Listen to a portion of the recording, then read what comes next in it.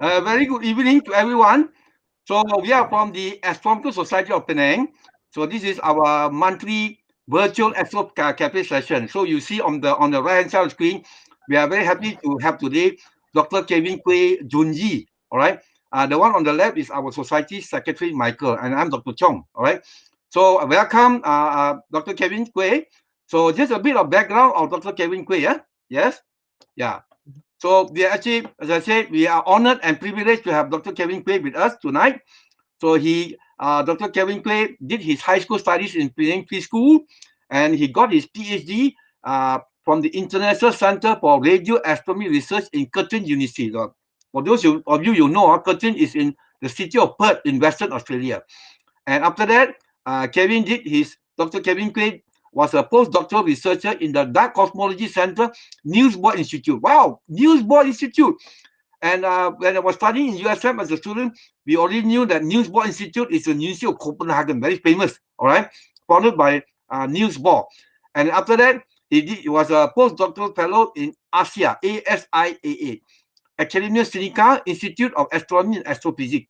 So Dr. Kevin Koay is still there now. He's a support astronomy in ASIAA, all right, a very prestigious astronomy organization in Taiwan and in the world, all right. So maybe we'd like to, Dr. Kevin Koay, welcome, Dr. Kevin Koay.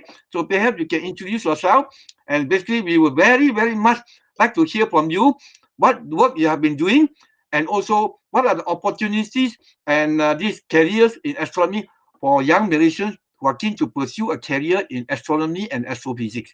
Okay, the screen is yours. Yeah. Okay, thank you. So let me share my screen.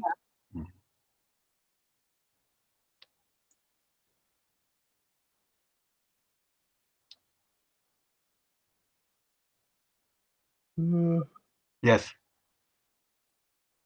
Bottom right now. Bottom right. Press present now. Okay, yeah. Present now, but I can't see. Wait. Oh, yes, now I can see my Yes. slide. Yes. Yes. Okay, so everybody can see? Yes, can see now? Okay, thank you. So thank you very much for the introduction. Thank you, Dr. Chong and Michael, and also the Astronomical Society of Penang for inviting me to share with you all. So it's great to actually be involved again, because especially now with this COVID-19, everywhere is stuck. We can't travel, and I've been wanting to go home to Penang for a while, but I haven't been home for more than a year. So I really miss Penang. So it's good to be able to see some Penang Lang together. But I think probably there are also probably non-Penang people here as well. But anyway, so I think Dr. Chong already introduced me, and I think maybe I don't want to spend so much time talking about my work. I think some of you may know that I'm currently working on the Event Horizon Telescope and also the Greenland Telescope. Before this, I used to do a lot of work studying, black holes and what we call active galactic nuclei, which are black holes in the centers of galaxies. So, but today actually, I'm going to share a bit more on not so much of my own work, but on this topic on how we can pursue a career in astronomy. When I was very young, I really didn't have this kind of guidance, because I didn't really know much. Although I like space and like to read up on all these things, but there was not. I couldn't really find anyone to tell me what astronomers do or these kind of things. So hopefully, those who are joining in today, whether you are from primary school, high school, or even in college or university, or even already as part of your adult life, you're already working. I hope this will be useful if you are considering a career or in astronomy. And what I'm going to talk about actually, it's like the typical questions, the what, where, why, how, and when, these kind of things. What do astronomers do? Okay, and where do we work, right? And so maybe if you are not sure whether you want to be an astronomer, okay, why should you or why shouldn't you be an astronomer?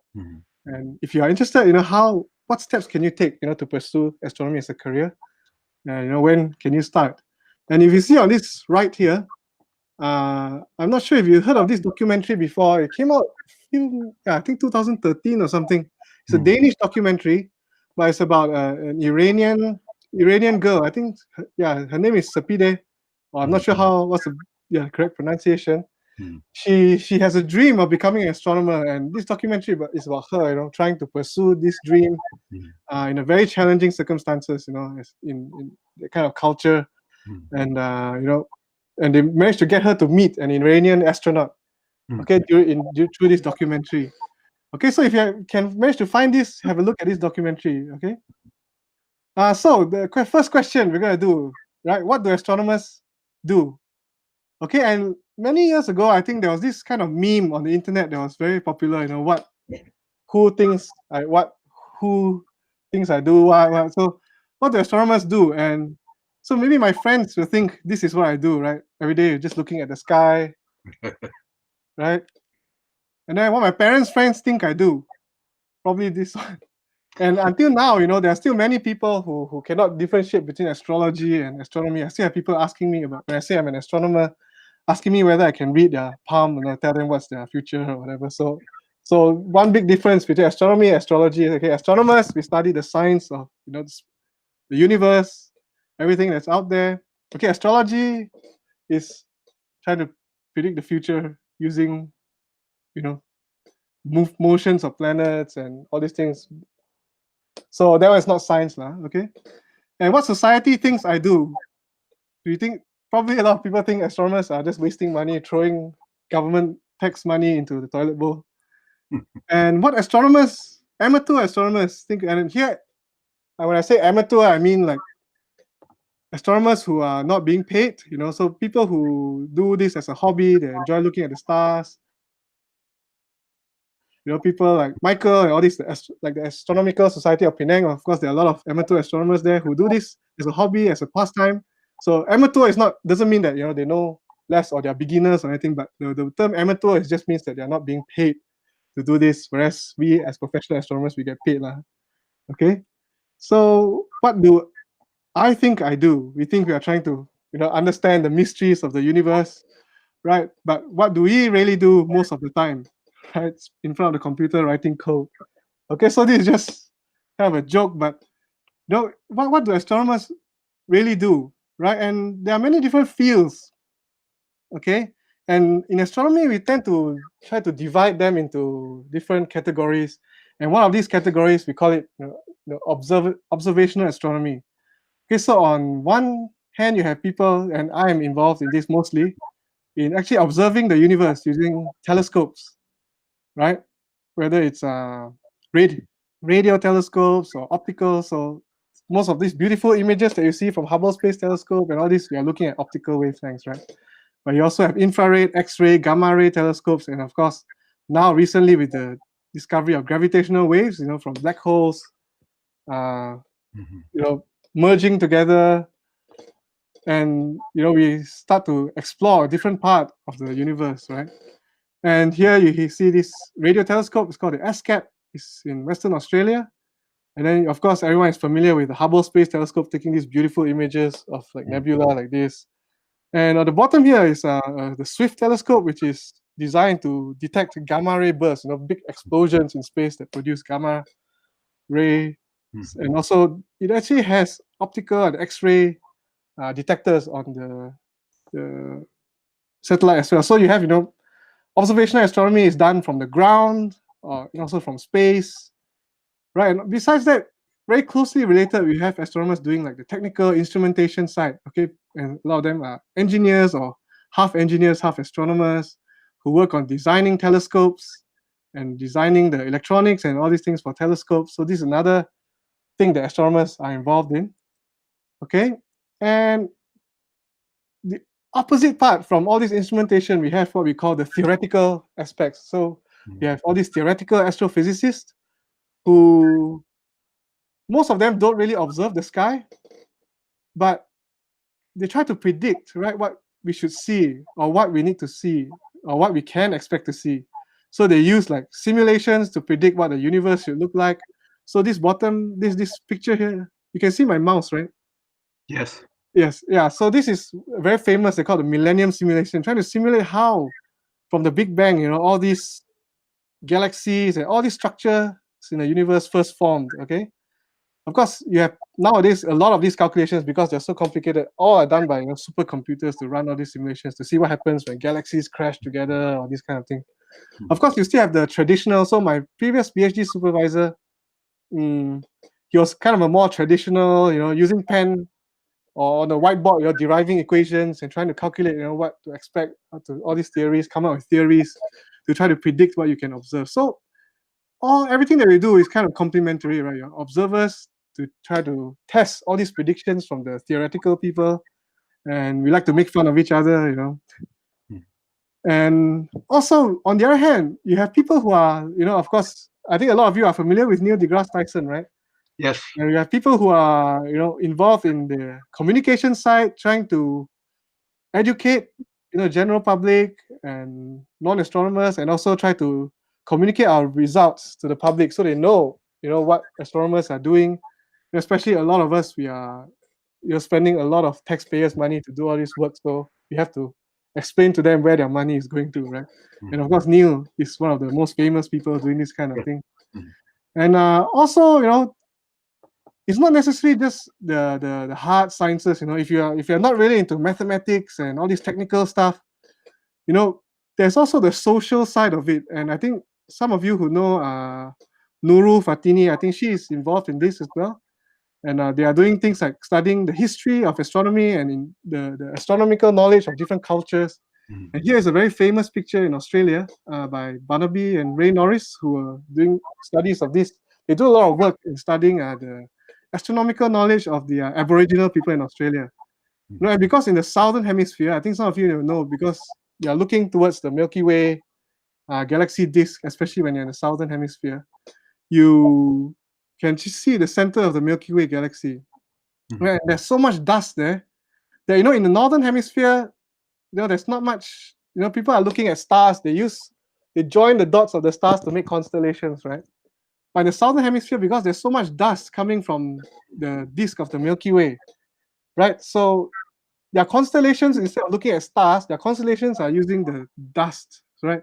So here they have this big giant, they call it the emu in the sky. Some of you will know the emu, the bird. Okay, and they actually have a carving on the rock here as well of this emu. I'm not sure if you can see, but there's this emu here, the legs going backwards. Okay, some of these like the body, the neck, and the head, you can see the legs going backwards. And when this emu in the sky is exactly, over this rock like this, okay, you can see a small egg here. This is when the emus are actually breeding and they can go and collect. The Aboriginal people go and collect and look for emu eggs.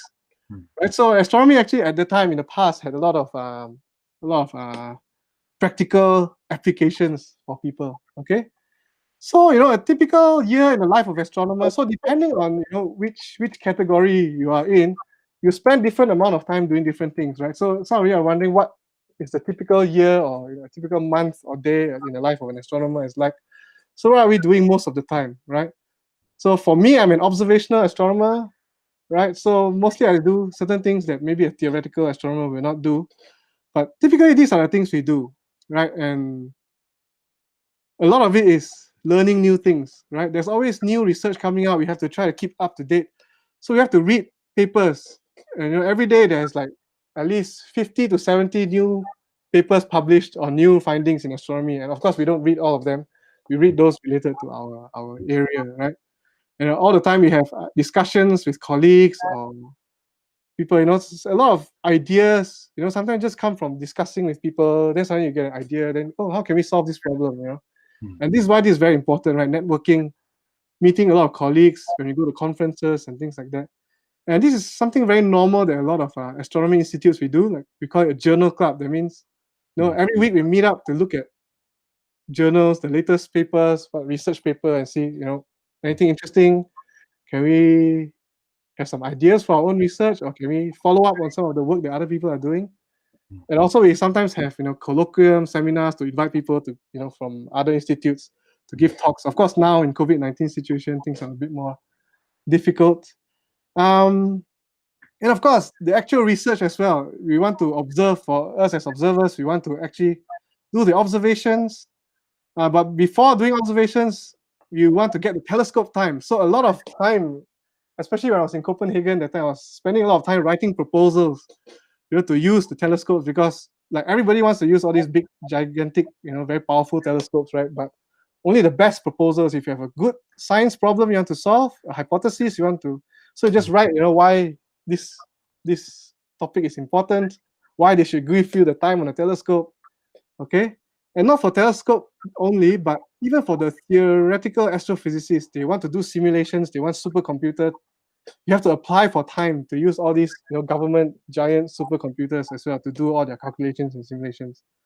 Okay, and of course you need money to do research. You also spend a lot of time writing proposals to ask funding agencies, governments, and all this for money, right?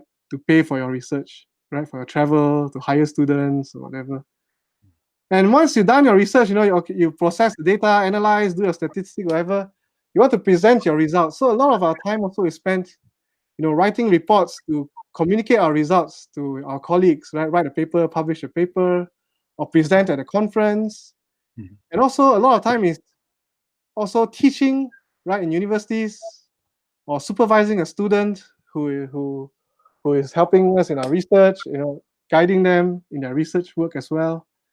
And what we call outreach, okay, this is what we consider like public communication, like again. And this is something like what I'm doing now, of course, sharing with the general public about what we're doing and things like that. So yeah, there are other things that we do also, and some of these are long term. For example, if you're like, for me, for example, now I'm involved in commissioning the telescope in Greenland. So these are what we call, when the engineers want to put up everything, they build the telescope, whatever, the scientists will come and take over and make sure everything is working correctly, that we can observe and everything is working well. Okay, so this is what I mean by commissioning. Okay, and some people may be involved in developing software, for example, software to process telescope data and things like that. And also, of course, there is the administrative side as well. You have sometimes, and a lot of this is like voluntary work, where you like volunteer to help to organize a conference, or as project management, you are leading a project, especially a large group like the EHT. We have a lot of people just managing the whole big project, and sometimes writing reports, white papers. So this one is sometimes something we do, like when we are planning to build a new telescope.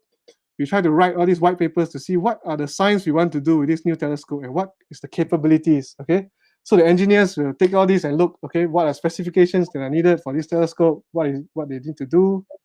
Okay, so these are all very important part of all this, the life of what an astronomer do. And sometimes some astronomers, I'm not doing this, but some astronomers are involved in consultation as well, like consulting the government. People like Neil deGrasse Tyson, they do some consultation work for the US government in different agencies and things like that. And some other thing, of course, we do also is to review other papers, right? We write a paper. Okay, when we submit it to a journal to publish, okay, there are reviewers who read those papers, who are experts in the field. Okay, so sometimes if I'm an expert in the field, sometimes they'll send me a paper to review, also to review all these proposals that we write. So like next week, I'm actually in the committee for the James Clerk Maxwell Telescope. So next week we're actually gathering to read all the. We have read all the proposals. We're coming to discuss which proposal will get the time on the telescope, and then rank each of them and do So basically there's a lot of this going on, and probably a lot of this is going on simultaneously. So in 1 week we are probably working on different projects, doing this, and that. So a lot of stuff going on. And so just to go quickly, what are the things astronomers study, right? So we go from things from all the way from the nearby objects in our solar system, from our sun, studying how the sun affects the space weather, planets, moons. So these are, NASA is doing a lot of these things, like sending probes to Mars and Venus, and Pluto, and all these things. And then also one of the very, very important studies now, people are involved in is trying to search for asteroids, because we don't know, right? There could be one that we have missed, and who knows, in 20, 30 years or whatever, it could be heading towards the Earth or whatever. And some people are thinking, is there another planet outside, of Neptune? Or does our sun have a companion, another sun? Perhaps there's a binary with our sun, or a black hole. So there are all kinds of theories. So these are things that people are studying in our solar system. There are people also studying astrometry, trying to measure. So this is from Gaia telescope, which is very new, and they just released this result, I think recently. You see all these white lines? These are all showing the motions of, all thousands of stars in our galaxy, or more than thousands, I think. Okay, stars in our galaxy. So you're trying to measure the accurately, all the motions of stars in our galaxy, trying to learn, the history and the future of our galaxy. And of course, but if once we know the positions of stars and all these black holes and all these things, it's very important for our own navigation, like for our GPS, and also for spacecraft, right? So these have practical uses as well. Of course, you go further out, people are studying stars, how stars form from gas, and how do planets form. And you see, these are very beautiful images that were released maybe 1 or 2 years ago. These are what we call protoplanetary disks. Okay, these are new solar systems are forming, right? The sun or the star in the middle, and then all these bright places are dust lanes, right? And these empty spots, these black spots, are where probably there's a planet that has cleared out all the dust in its orbit. Okay, and there are so many of them discovered already. Okay, and people are studying, what is the chemistry of stars, how gas planets form, and how common actually are organic molecules, and how, because especially you want to know how life actually originate, right? And of course, a lot of my colleagues here in ASIAA, when you ask them what they're studying dust.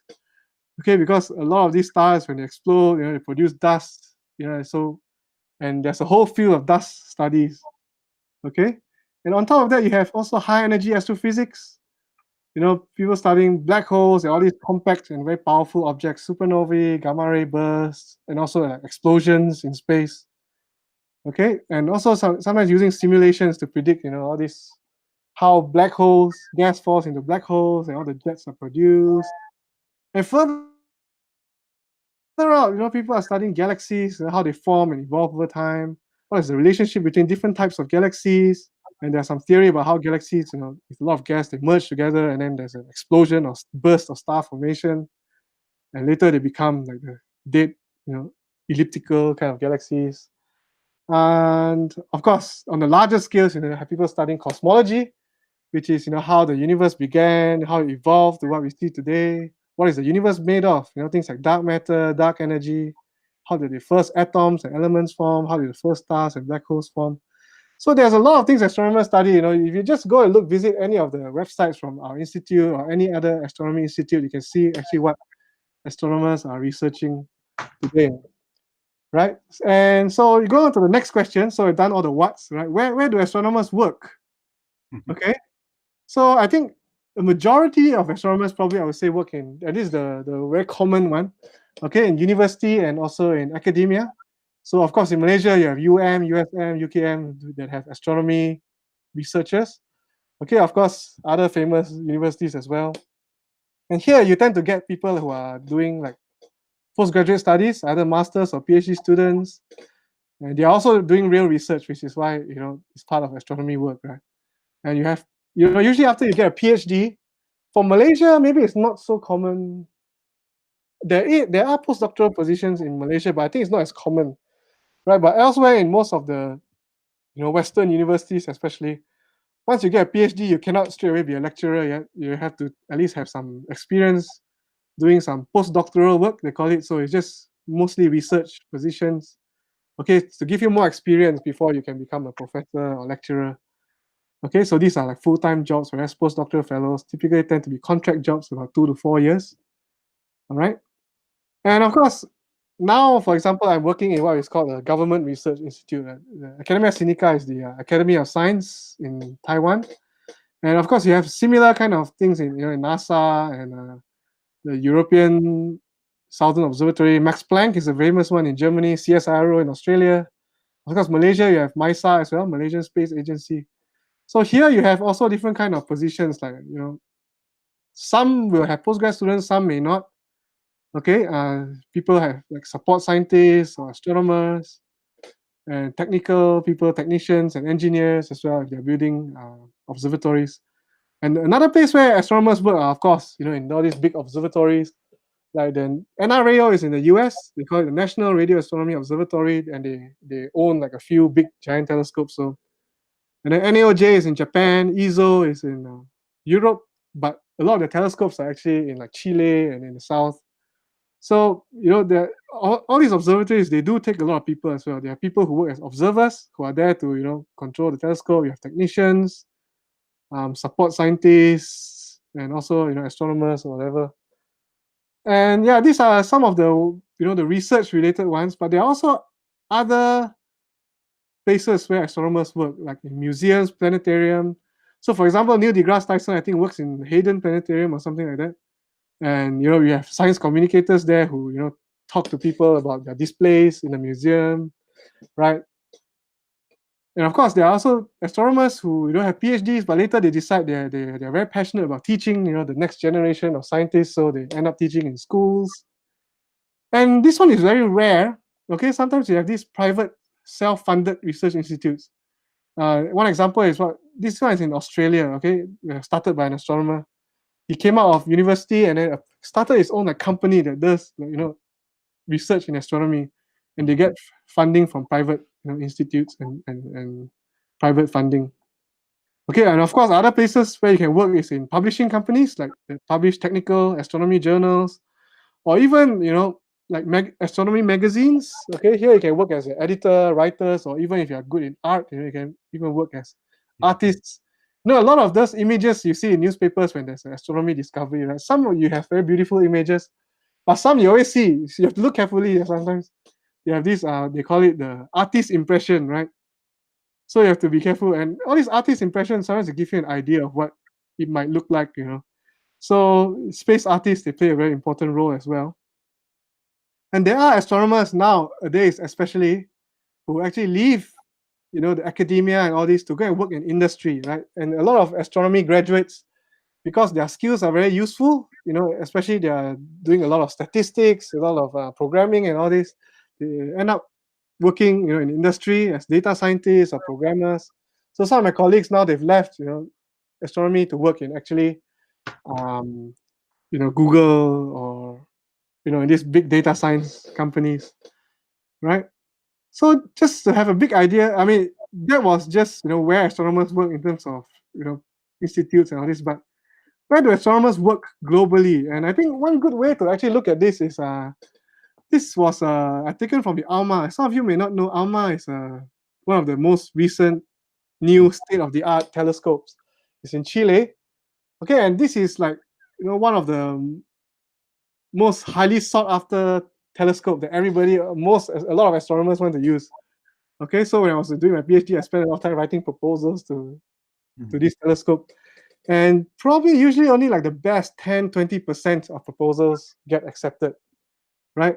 And in cycle 5, I think that was like 2 years ago, 1,700 proposals were submitted to use this telescope, right? And just you can see, this is where all the proposals that were submitted came from. And it actually reflects very well where all the astronomers really are. Astronomy is still a very, what do you call, first world field, because, when you have more money to spend on this kind of, when you have more money, you're a richer country, you have more money to spend on this kind of fundamental research, right? And you can see it's still very dominated by, North America and also Europe. But in the last decade, I think East Asia is really getting very good. Yeah, very up to the standards are getting very high and are actually competing with all the other Western countries.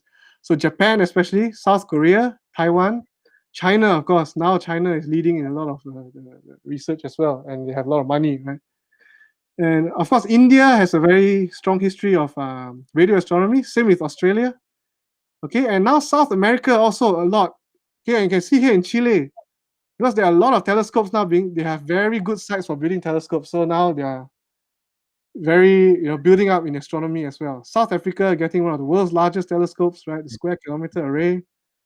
And of course in Hawaii is another mecca for telescopes. So yeah, you really can see where a lot of the astronomers are working just based on this proposal. And even you see Southeast Asia, Vietnam. right? Recently, Vietnam is getting very active, especially in this ALMA work as well. Recently, I have seen a few conferences for ALMA and all this, especially looking at molecular gas and all these things in Vietnam. Now, of course, this is just for ALMA proposals. Not all astronomers work, with ALMA. So there are also other places which I added myself these plots here where there are people doing astronomy. Of course, Malaysia, nobody submitted ALMA proposal, but there are some people working in astronomy in Malaysia.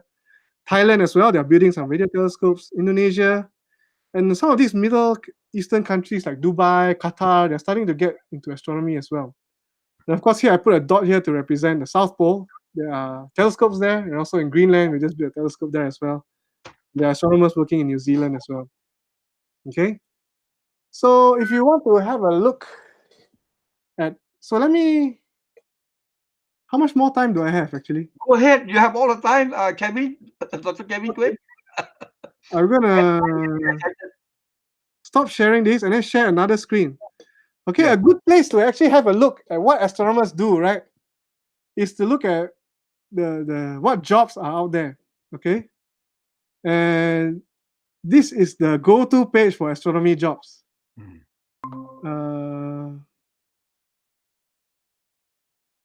Okay, can you see it? Yes. This one, right? Yes. Okay, this is the AAS, the American Astronomical Society job register.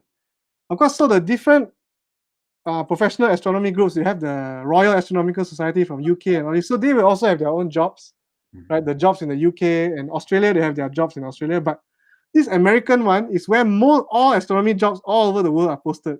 This is the most famous one that all astronomers use. And I think I can say almost 99.999% of astronomy jobs will be advertised here. So if you want to have a look, and see what astronomers actually do, what kind of positions are out there, whether you want to apply for them or not. So this is one good place to look at. Okay, so here let's just briefly go through, and when I scroll, you can see, right? So you have faculty positions. These are like professor positions, where you can see Japan, Tokyo. So when I want to look for a job, this is where I come to. Okay, all astronomers mostly will come to this page. So you can see ASIAA now. We're looking for faculty, right? Closed already. Yes. Deadline yesterday. Okay, so Sydney, Australia, and you can look at what kind of jobs are there. Yes. And you can see what I was telling you. They are either in observatories or universities. A lot of these are from universities, and these are like professor positions. These are, if you have a lot of experience already. So postdoc is for those people who just finished their PhD, when they first graduate from their PhD, or looking for, within the first 5, 6, 7 years of their PhD, this will be what we're doing.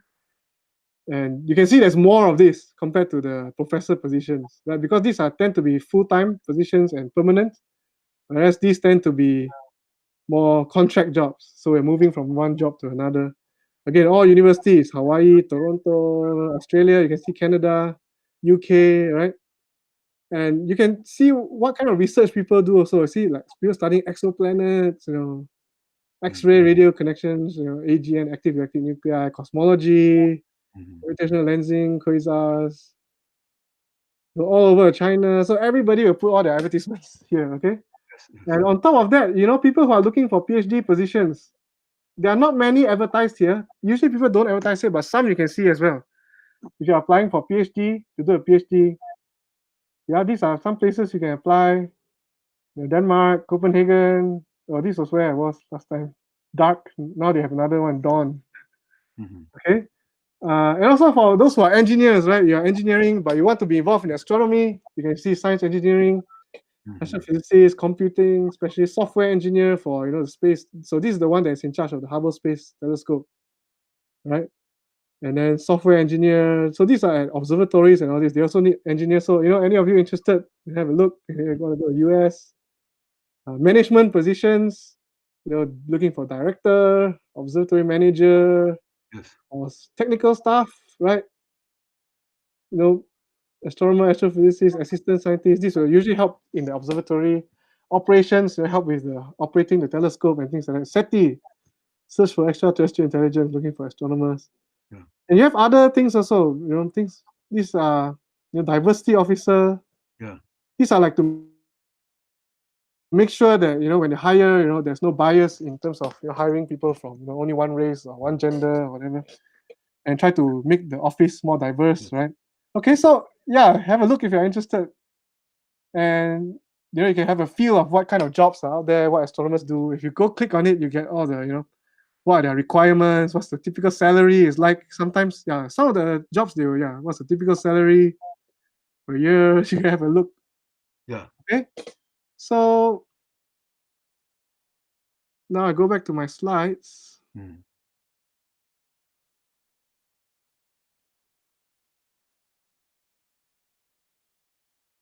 Okay, so this is a website, or just search for AAS job register and you should be able to find the website.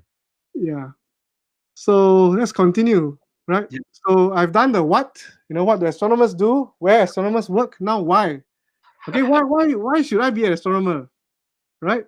If you are passionate about science, then you can consider it. Especially if you are fascinated by what's in space and what is out there in the cosmos. You're curious about the unknown. It's in astronomy. There's so much we don't know, right?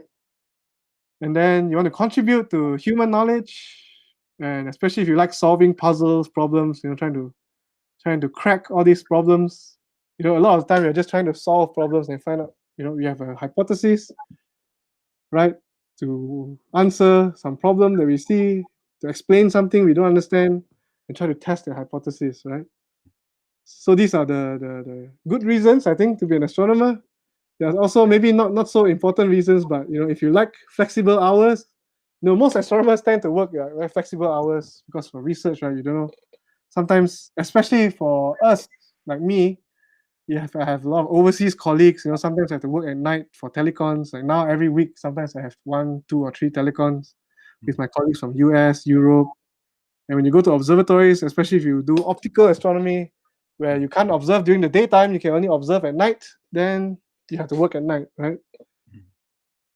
And if you like, astronomy is a very, very international environment, again, because you have telescopes all over the world. And usually where you work is not where the telescopes are. And, every astronomy department you go, you can see it's quite international. They hire staff from everywhere because, astronomy is such a small field. You get people working everywhere. Or if you want to get a chance to meet your favorite astronomers, sometimes it's very interesting when you go to conferences and you meet, the people that you've been reading their books.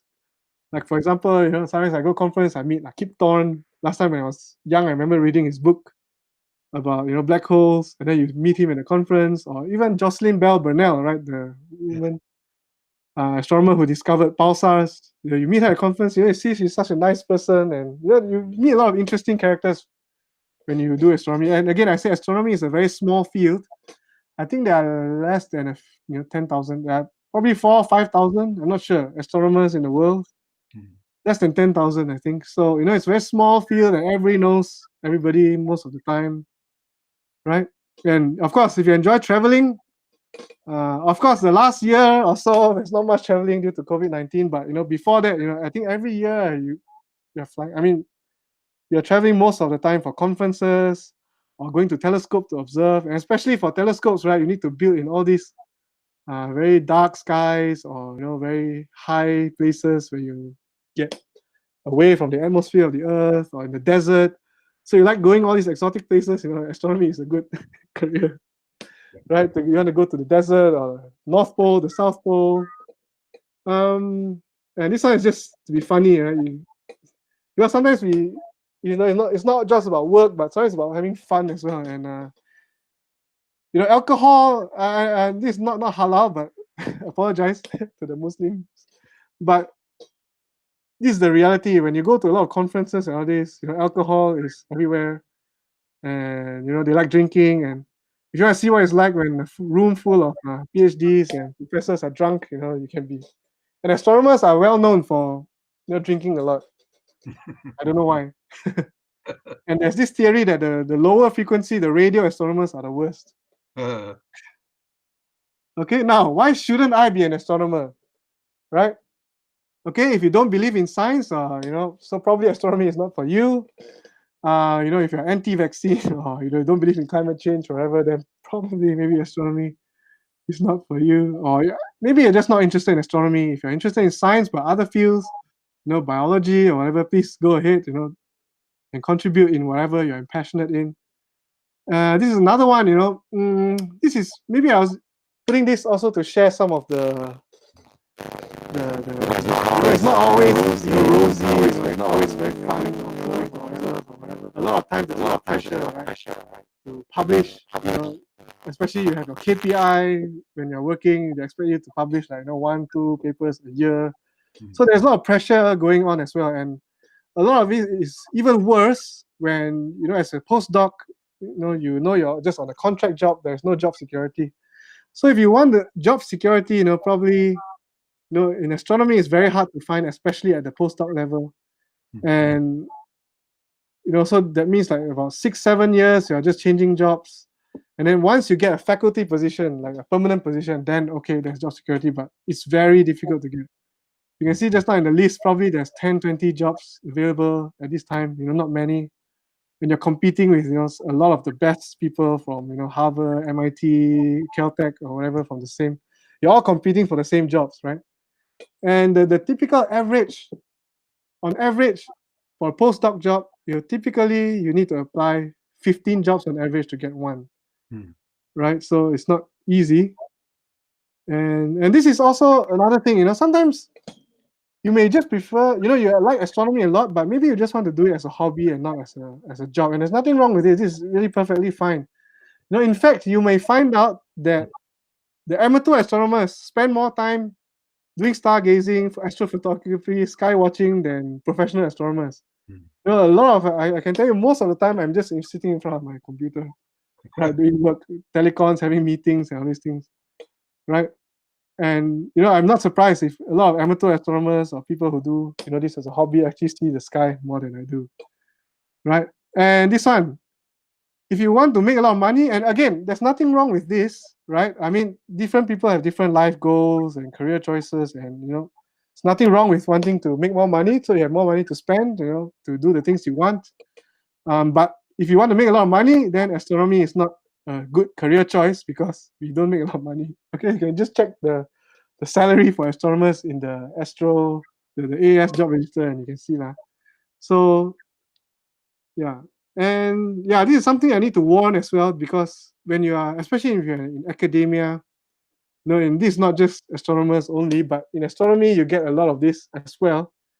You have to experience a lot of rejections, disappointments, when your results, everything is not what you expect. You write papers and it's rejected by the journal. You write proposals to use telescope, but you get rejected. Like I say, for ALMA, probably only 10-20% of proposals get accepted, right?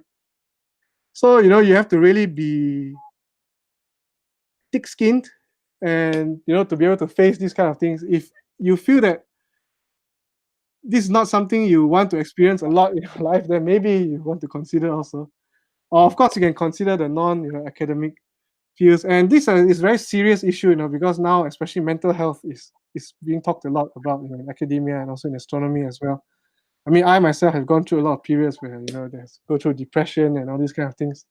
So yeah, it's not always rosy, and this is something that I want to make people aware of as well. Especially when you're an astronomer, you're working flexible hours. Sometimes your own work and personal life can get affected. It becomes blurred, and sometimes it's very challenging to manage all this. Like when is work, when is not work, and and especially when you're doing something that you're personally very passionate about, then sometimes even during your off hours, you can't wait to get the result, you faster want to go and do the work. So things get blurred a little bit, and you need to manage it very well. Okay, and like I said, a lot of these jobs, sometimes you really have to find jobs based on the job you want, not where you want to work. And so far, like when Dr. Chang introduced, I've done work in Australia, in Denmark, and Taiwan now. And a lot of times you just have to move where the job is, and sometimes every few years you have to move, and sometimes with a family, now I have kids in school, it's getting very difficult to do these kind of things. So this is something you have to consider as well. Okay, so and then I realized I'm talking too much already. Go ahead. How can I be an astronomer? Right, so some of the things you can do, especially from young when you're in school, please focus a lot on your science, math, and now a lot of telescopes, a lot of analysis, data processing, everything is now using computers. So programming is one of the most important things now if you want to do astronomy. Okay, and of course, English and your soft skills, communication, you're doing a lot of presentations, all these are very important as well. Um, and a lot of times when you apply for scholarships and all this, they want to see you have initiative, right? That you're really interested in astronomy and whatever. So, if you can put in your CV that you actually joined astronomy clubs, societies, this will be very helpful, okay, in your CV or resume, right? And of course, when you're in university or college, try to take physics, astronomy, or engineering courses. Of course, unless you want to do the, cultural astronomy, then of course that's different. The engineering helps as well. Especially now, also statistics. Now we're doing a lot of surveys of, studying millions of galaxies and all this. And artificial intelligence and machine learning is becoming very important as well. And I think Dr. Chong, you may know Jensen and all this. He's Yes. also an expert in this part, using machine learning and artificial intelligence for doing astronomy, right? So, if there are any opportunities, please take it, right? And like ASIAA, my institute, we have all these summer student programs where we allow students, for undergraduate students to come and spend 2 months here in Taiwan to do a research project. So recently we've had a few people from Malaysia, people from USM and coming to do their projects here in Taiwan. But there are a lot of institutes in Australia, US, they do this as well. And they actually pay you a small salary, right? And look for any research opportunities, go to talk to, for those in Penang, talk to John Su, Dr. Chong, whoever, maybe they have some research projects, you can help them to do. And then all these things you can put in your CV, in your resume, and when people are looking for PhD students or scholarships, when you apply, they see this as very good, right? And one very important thing, again, networks are very important. If you have opportunity, talk to astronomers. Okay, talk to Dr. Chong, whoever, and because sometimes they have connections and they know when there are some opportunities, who they can connect you to. This is very, very important. Okay. And of course, when you want to do your postgraduate studies, if you want to, do a PhD or whatever, try to apply for scholarships, and they'll pay you to do your research and your studies, right? So far, this one, I think if your results in bachelor's or your master's, once you have a master, I think it's not, I won't say everybody is going to get it, but, sooner or later, if you apply, you can very likely get a postgraduate, scholarship in a university. Just because, there are a lot of professors who have research grants to hire students, and it's cheaper than hiring postdocs and, people with PhDs. So they like to hire a lot of PhD students to do a lot of the small projects and things like that. Okay, so try, right? And please, if you want to know more, please go ahead and search for, all these astronomy courses. Like Michael, I think he was taking a course at Swinburne. They have some online courses. Look at all the different institutes and see what opportunities are there, what scholarships are there. Go and search online. Okay, and go and try. You never know. Okay. And the last question: when can I start? Primary school, secondary school. Okay. And my conclusion is, what I want to say is, it's never too early or too late. When you're young, you have kids who are interested, let them read any books about astronomy. Secondary school, you can start reading. Like for me, I kind of started after my university when I was doing my degree in engineering, but I decided to switch, to astronomy. And there are people who switch mid-career as well. In fact, I also know people who, after retirement, right, they're not working anymore, they want to pick up something, they go do an astronomy course or start a PhD in astronomy. So some of my colleagues, when I was doing a PhD in Australia, some of them are actually retired engineers, but they are so interested in astronomy, they just decided to go study astronomy. So my what I always say is, it's never too early or too late, right? And I think I should end now. Apologies for going over. So in fact, also So, Dr. Chong? Yes, sir. So I want to thank Dr. Kevin Koay for his explanation. Just a few words. Actually, I get blown away by all his presentation. It's very nice. He covered all on the background of astronomy, right? And what are the things astronomers do, and also in terms of the job prospect. So everything is covered, Okay, 10 years ago, you say about 30 or more years ago, when I was a student, when I see Dr. Kevin present this, you really get inspired. And we know that it is from his own personal experience, especially a lot of things that you do not get it from internet. It's only when you are a professional astronomer that you do it. But just for the audience, so Dr. Kevin Pei, of course, is working on the Greenland Telescope and also on this James Clark Maxwell Telescope. So the Greenland Telescope is a radio telescope in Greenland. It's actually a millimeter and sub-millimeter wave radio telescope. The same for James Clark Maxwell Telescope in Hawaii. So in the sense, Dr. Kevin Pei is a radio astronomer. So even in radio astronomy, it's very, very wide. Very short wavelength, medium wavelength to long wavelength. So he's a radio astronomer, and it's very, very exciting, very interesting. So for me, the new things done every day. So Kevin, hold on. Already, Michael informed me there are many questions for you. Okay. Yes, Michael, I'm happy to answer, and I think I'm happy to extend beyond 9:30 if people don't mind staying. yes, please. Okay, Michael, so beyond 9:30. Yeah, the questions, Michael. can you hear me? Yeah. Yes. Okay, so the first question is from Rui Chi Chia. Okay, he says he's very interested to pursue a career in astronomy, but he's currently a pharmaceutical chemistry student. So is there any opportunity for a chemistry student to pursue a career in astronomy?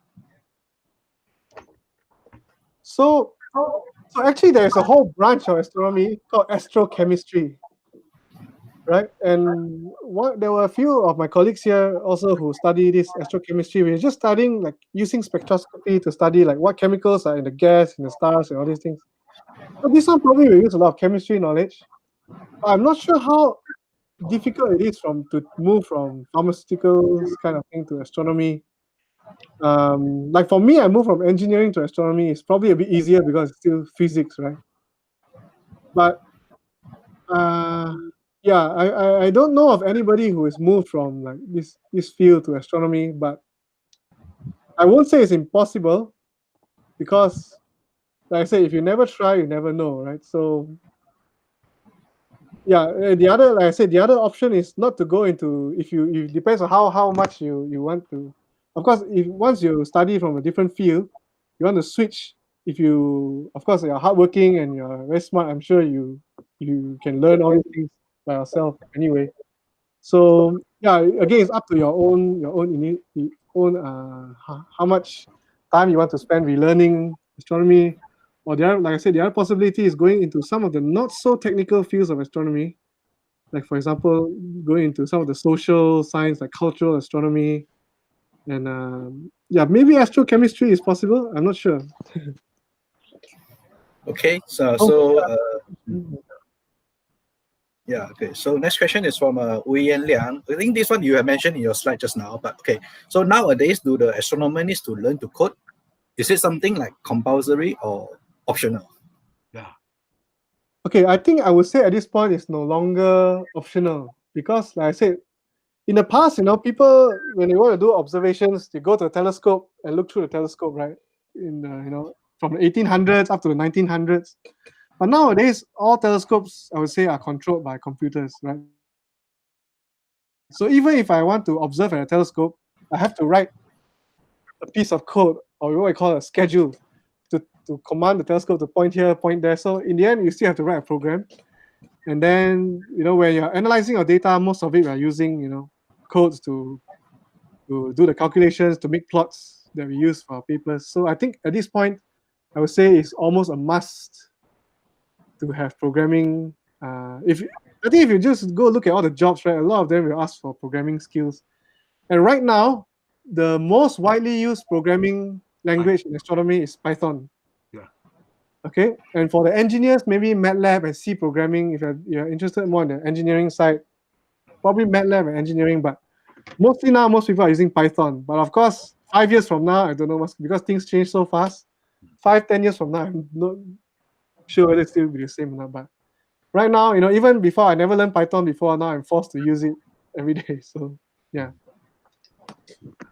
Okay, so the next question: what is the difference between astronomer versus astrophysicist? Michael, the name of the person? From Crash KH. Sorry, what's the name again? Crash KH. Okay. What is the difference between astronomer and astrophysicist? Okay, yeah, that's a good question because it depends in the context. So for us, sometimes we use it interchangeably. Like sometimes we say astronomer, and sometimes we say astrophysicist. So, but some people, if you want to be more technical, astronomy is something more broad. It's a broad field. Astronomy, you study everything about space. Of course, astronomy, you can divide into astrophysics. You're studying the physics of space. Or you have astrochemistry, you're trying to study chemistry or the chemicals, molecules in space. Or you have astrobiology, okay, which is also studying about, how life can form and what's the possibility of life out there.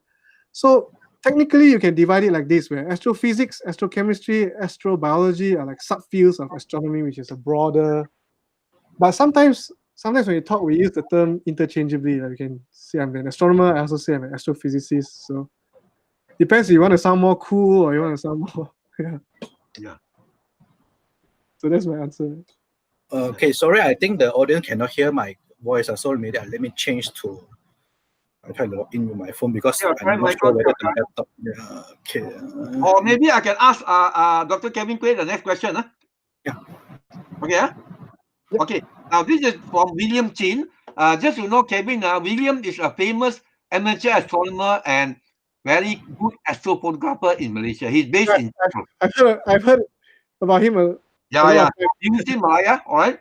So the question by William is: have you encountered a situation where you tell people you are doing astronomy, and then people ask you about space exploration mission?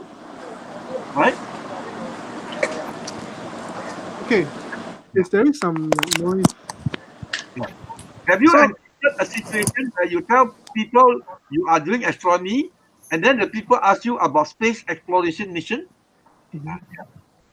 Okay, so hi William. I think we've also met before on Zoom last time. I think we had a chat with all the participants of the GMAC 2020. I remember William was participating as well. I think we asked him to give a talk as well, if I'm not mistaken. So it's good to have you join us.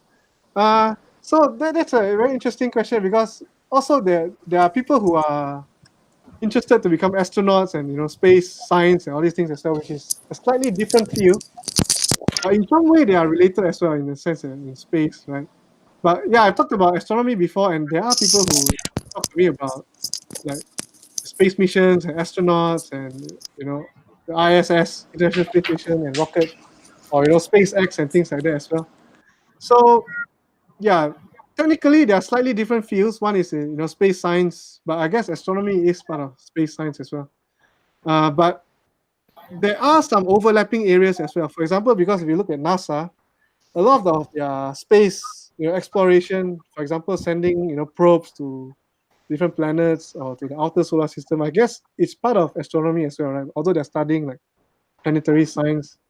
So yeah, I think they are slightly different, but there are interrelationships as well. So and sometimes, yeah, when people ask me, or I talk about astronomy, and then sometimes they ask me something about space science, and then I cannot answer because I sometimes I'm not that familiar with all the fields in space science and all these rockets and all these things. Yeah. Yeah. Okay, so I think they should be able to hear my voice now because just now I didn't on the mic on the software. Okay, so the next question is from Shahira Stargazer from Sabah.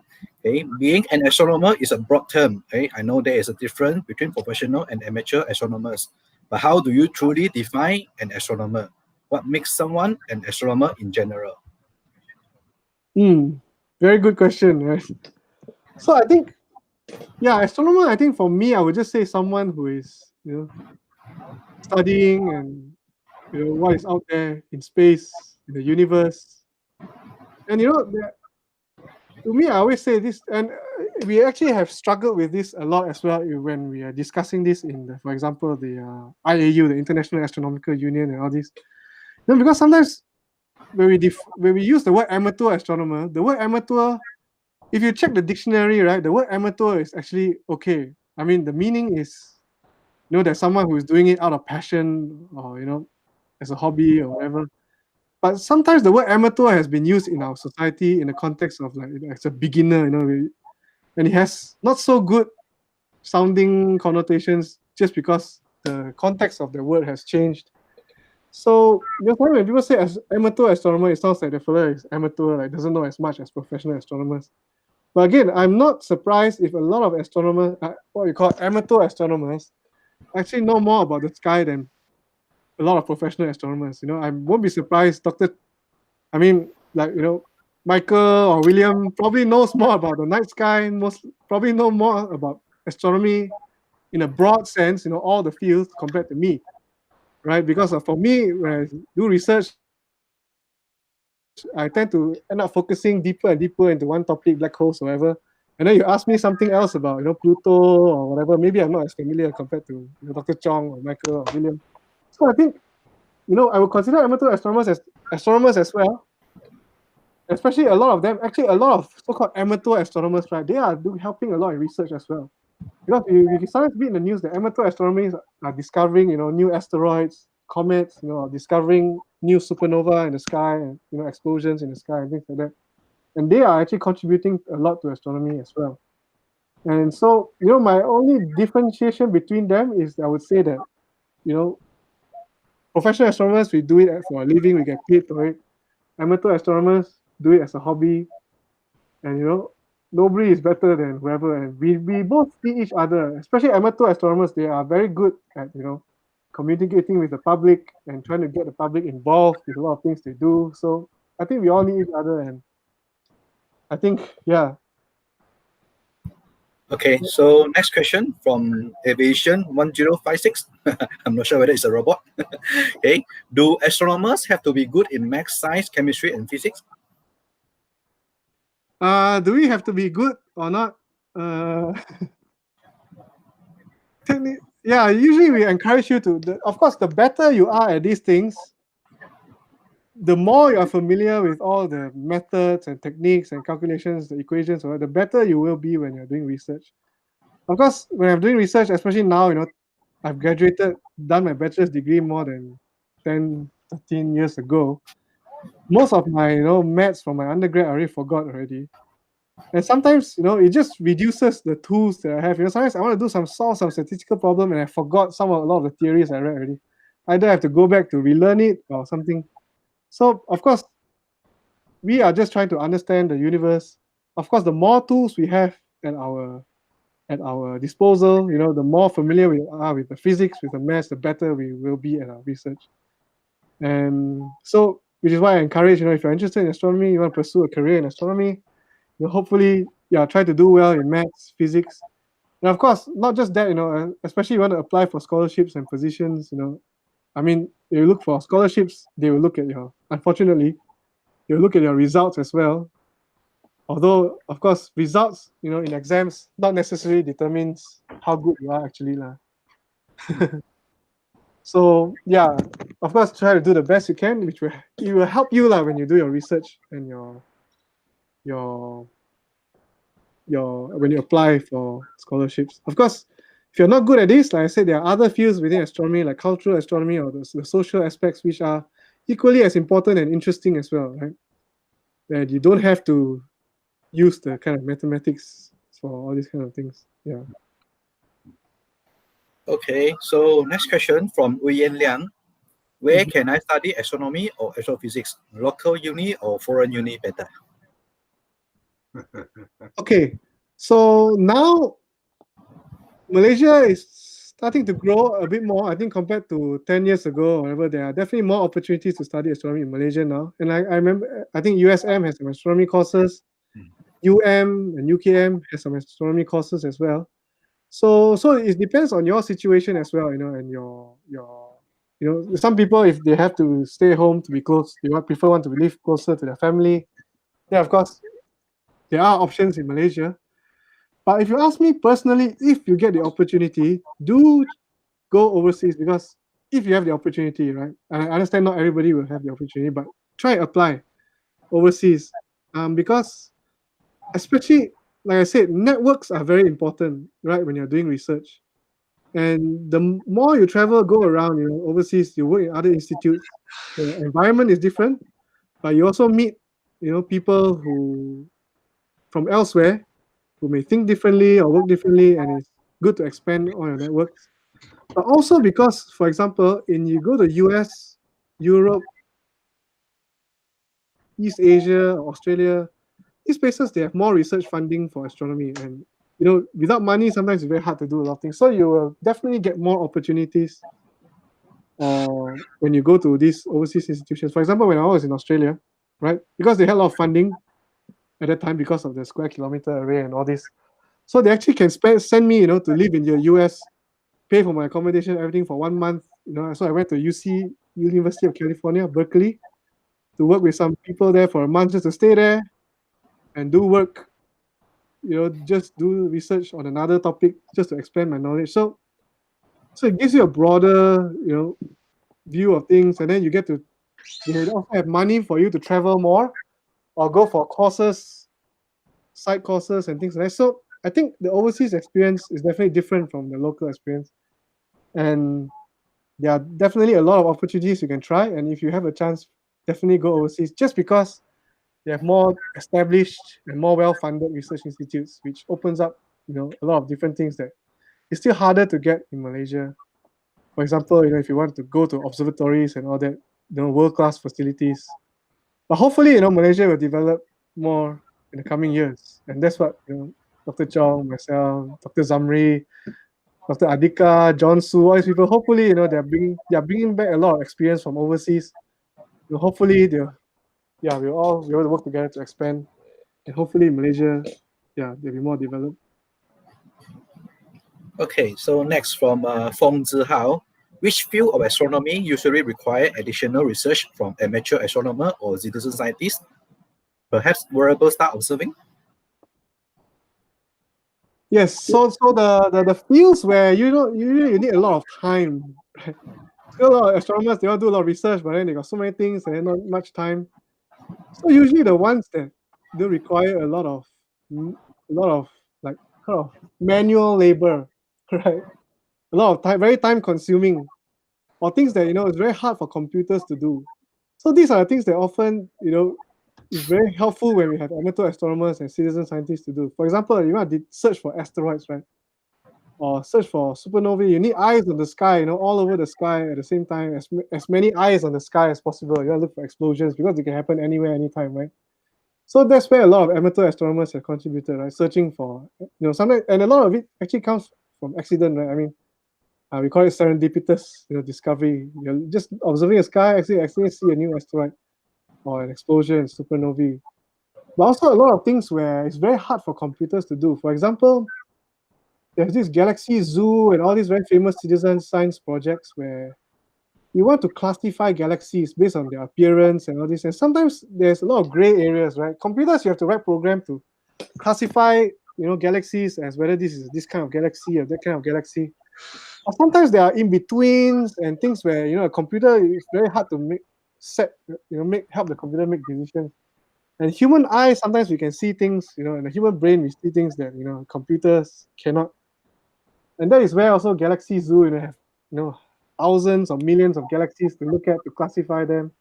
And that's where you get the help from citizens as well. And of course, one of the famous citizen projects, I think, is the SETI at home. When I was young, I used to join that as well. You have so much radio astronomy data and all that from everywhere. You want people to process, and we don't have enough computers to process all this data. So you just send it out to all the citizen science projects to every day download a bit of the data to run it on their computers when they're not doing anything. So yeah, that was a very famous one. So yeah, I think these are fields where especially there's a lot of work intensive and time consuming things. That's where a lot of amateur astronomers and citizen science have helped a lot. Okay, so next from Kamlesh Dubey. Okay, can you emphasize why astronomy knowledge is important for general public, as astronomy is considered oldest of the sciences? This is a very, very good question, right? And this is very important as well because, like I said, a lot of us, especially like for me, I'm working for the Taiwanese government, right? So, a lot of us are using taxpayers' money for our work. And a lot of people ask, right, why is astronomy so important? Why are we spending so much money building, spending $2 billion to build one telescope or sending a telescope into space? Right, so astronomy is one of the oldest sciences because it was one of the most practical. It was very practical in the past, right? Astronomy is important. You have to know the positions, the sky changing, the changing of seasons, right? When you see different constellations in the sky, people know when to harvest, when to, plant their seeds, all based on astronomical knowledge, right? But also very importantly, in the past, astronomy has always been important for navigation. Right? People sailing in the seas, okay, nighttime you want to navigate, you just follow the positions of the stars, you know which direction you're going. Your life depends on astronomy, right? So in the past, people's lives depend on astronomy. You fail to plant at the correct time, you get a bad harvest, you die, right? And of course, in more recent times, astronomy, like I think I mentioned a bit just now, measuring the positions of the stars, of supermassive black holes. Actually, black holes, okay, they are the key because they are so far away and they're so bright. Okay, we actually use black holes as a kind of coordinate system in space. Okay, so when we want to use GPS, okay, how does the GPS know where we are? Okay, based on all the satellites circling the Earth. And all the satellites, they know their own positions based on this coordinate system in space, which is based on the positions of supermassive black holes that we have measured accurately. So there are a lot of practical aspects to astronomy, but there are also a lot of, fundamental science where, for example, all this theory of general relativity and all these things is all fundamental physics, right? And a lot of it came from studying astronomy, right? From looking at studying the perihelion of Mercury and things like that. We can, confirm the theory of general relativity. So these are fundamental physics questions which actually contributes to a lot of science, but the effects are not so direct, but they do affect, right? So general relativity now is so important to calculate, your satellite motions and all these things because they're moving at a relativistic speed. So you need to consider all these minor effects that you can't calculate with Newton's laws, right? So yeah, and of course there are side things that come out as well. For example, a lot of the imaging techniques that we use in astronomy eventually is now used in medical imaging. And of course, for radio astronomy, the development of Wi-Fi actually came from radio astronomy as well, and we are all using Wi-Fi now. So yeah, so it's a long answer, but hopefully that helps. Yes. Okay, so the next question actually is a little bit related to our earlier question about the definition of an astronomer. So this question is from Aviation 10156. Are people working in the SETI Institute considered astronomers? Yeah, there are astronomers in the SETI Institute as well, and a lot of people think of like searching for life as something very exotic, right? Of course, it's a very small chance of success, but if you really are successful, search for intelligent life. If you're really successful, it's probably going to be one of the biggest, if not the biggest, discovery of all time, right? In science, if you really discover other intelligent life besides our own. So these are like very high risk projects, and sometimes it's very hard to get money to do this kind of thing. So that's why SETI has also struggled quite a bit. But of course, they are not just searching for radio signals or from aliens or whatever. A lot of time they are actually spending also on studying how life originates on Earth, or how life could originate on other planets. What are the conditions that are out there that are suitable for life? Searching for exoplanets, or learning how organic molecules form and things like that. So a lot of the science is not from SETI. It's not just just searching for radio signals coming from aliens, but it's also searching about origin of life and in the universe, other planets, and on Earth as well. So it's kind of a broad field, and there are a lot of astronomers working on that as well. Okay, next question from William. Any suggestion for secondary school student in radio astronomy observation? Michael, you mean astronomy projects lah? Projects, huh? Yeah. For secondary school, I think there are a lot of. I think if you go online, I'm sure there are a lot of possible projects. There are actually some things that you can do for fun with radio astronomy, because I think sometimes it's just a radio. I think some of you have probably done this before, just listening for the static when there's the right. You put the static, and when there's a meteor shower, when there's a meteor burning up in the atmosphere, you can your radio signals transmit further, so you can hear probably some radio channel from further away or something like that. So with there are some because one thing about radio astronomy is a lot of the instruments that we use, these dishes, right? A lot of it you can find it from communication or whatever, some old antenna. some cheap, old antenna, you can convert it into astronomy. But of course, a lot of radio signals from space are far away. They're very far away, and you need a very, very big, dish to be able to detect those distant objects. But our sun is a very bright radio source. Jupiter also can be detected by small radio telescopes. So there are small things you can do in radio astronomy. But of course, if you want to do some real research, of course there are things that you can try working on as well. Maybe I have some things that people can work on. Yeah, depending on the person also in secondary school. But yeah, some of the projects probably looking at Jupiter, Sun.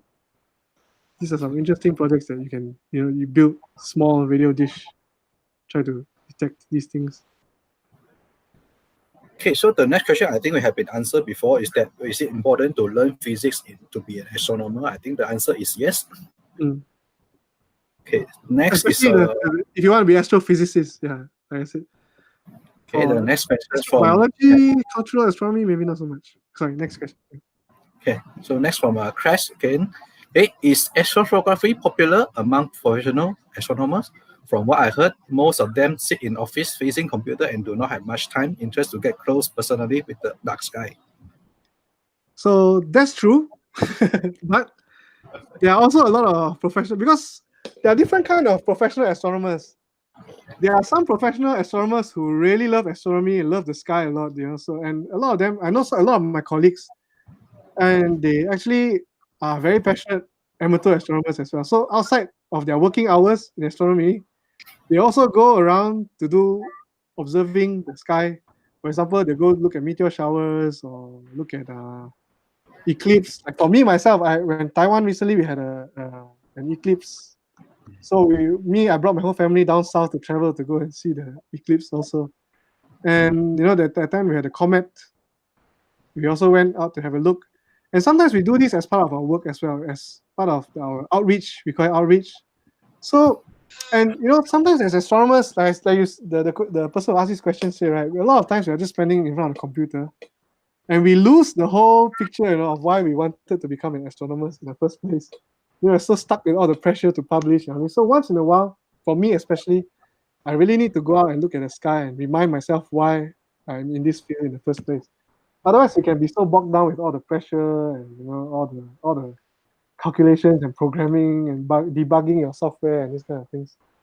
Yeah, so a lot of some professional astronomers are heavily involved in sky watching as well. And I know many of my colleagues who do that, and they are very good at a few of them are actually very good astrophotographers as well. Yeah. Okay, so next is from Owen Tomofong from Hong Kong. Okay, I am a high school student studying in Hong Kong and am interested in pursuing astronomer. I have read from some fellow chaps on the internet that it might not be a good idea to directly jump into an astronomy university course due to the difference in complexity between beginner and advanced. Some people say that it is more versatile to pick up physics course instead. Though to be frank, I'm clueless on the subject matter. What are your thoughts on this? Yeah, so that's a good question as well. Whether you want to take a physics course or astronomy course. So it depends, because not a lot of universities offer only astronomy courses. There are, but most universities will have a physics course, but no astronomy course. Whereas some, they have like a physics majoring in astronomy. So sometimes it really depends on what is available to you as well. Of course, if you're 100% sure you want to do astronomy already, then go ahead and do an astronomy course if you can find one around you, or you get into one, right? But if you are still not sure, maybe you think you might be interested in particle physics, or you might be more interested in engineering, or maybe astronomy or something else. If you are still not 100% sure yet, then taking a broader physics course probably would be advisable. So yeah, I think go broader if you are still not sure, but if you are 100% sure you'll be an astronomy student, go take an astronomy course. But of course, it's not to say that if you take an astronomy course, you can't do a broad other, because you still have to learn a lot of physics, okay? And a lot of skills that you learn, even with an astronomy course. For example, now astronomy courses, they have a lot of subjects on programming and all these things, and they will be useful in other fields as well. So yeah. And I thank you for calling from Hong Kong. Actually, there are some quite good institutes in Hong Kong as well to do astronomy. Okay, so we have one last question.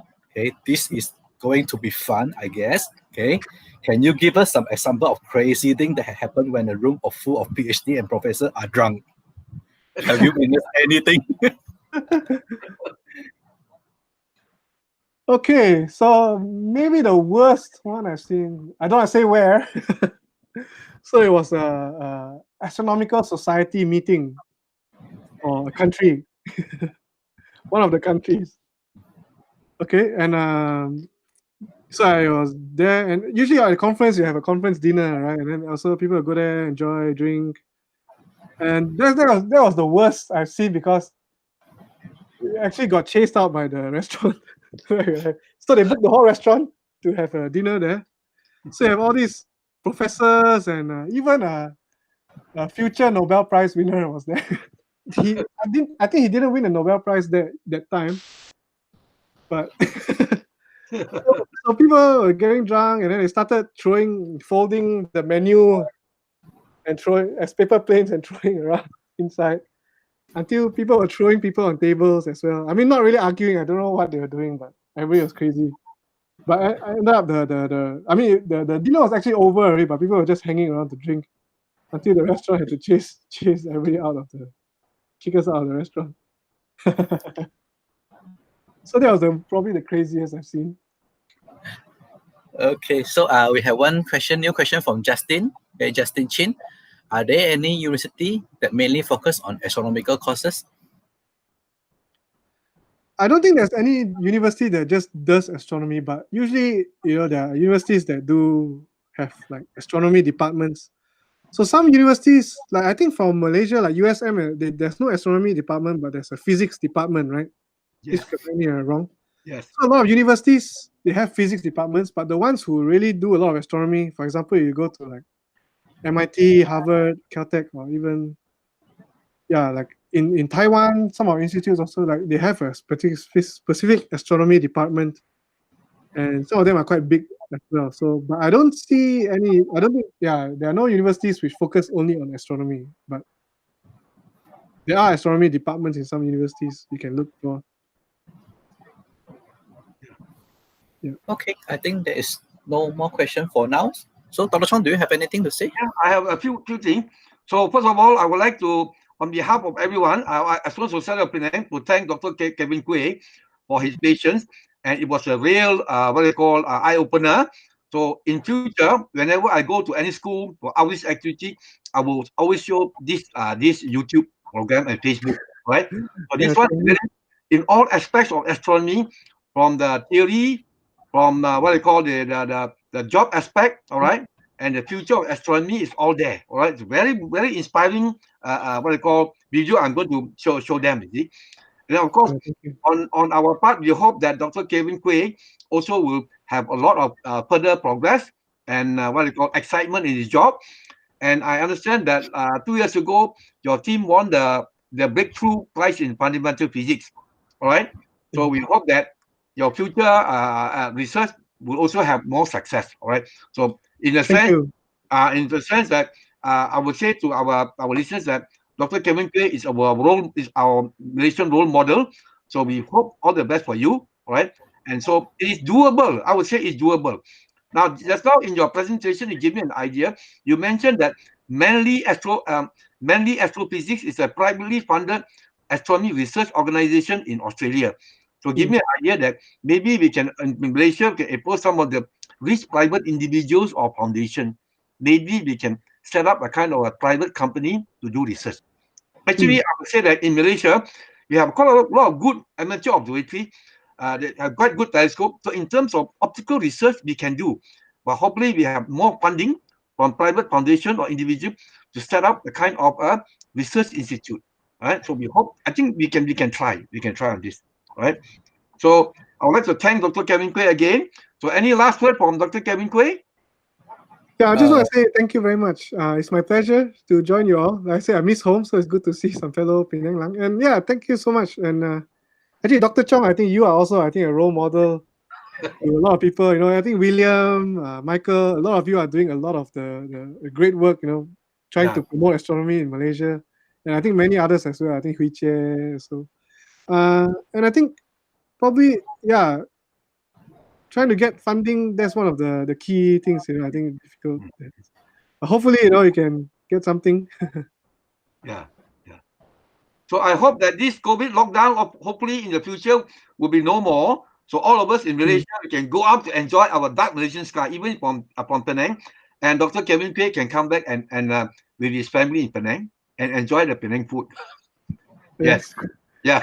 And also, I just want to add that, of course, I'm just one of many, Malaysian astronomers. Yes. I think when we were trying to organize the Global Malaysian Astronomers Convention, the GMAC, what we realized is, there are actually so many Malaysian astronomers. I think in our list, we managed to compile up to at least 80 people or 90 people, Malaysian people working in astronomy, all over the world, and even in Malaysia as well. So it's actually quite a big community already.